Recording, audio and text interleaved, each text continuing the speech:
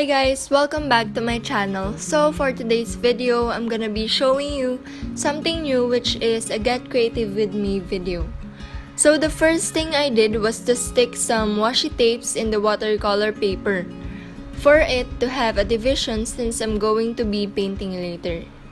And by the way, if you're wondering what I'm gonna be doing, I'm doing something that could serve as like a room decor or something you could stick into your bullet journal.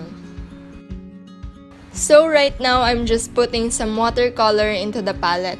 And by the way, the watercolor that I'm using right now is the Pentel Watercolor, which comes in 18 colors. But in this video, I'm just gonna be using the rainbow colors.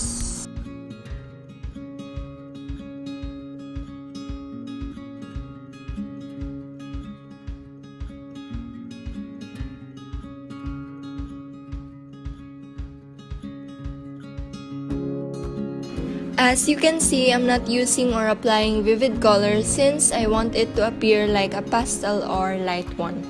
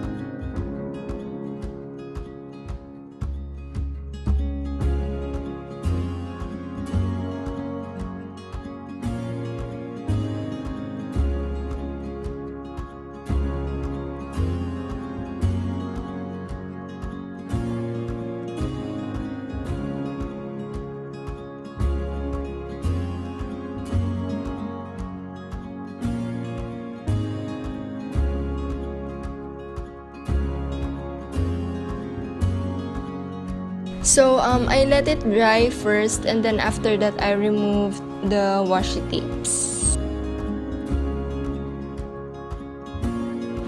So right now I'm just gonna be using my Faber Castell Calligraphy brush pen, and I am gonna be writing a quote which would motivate me and inspire me, and it says, "Wake up and do all that you can."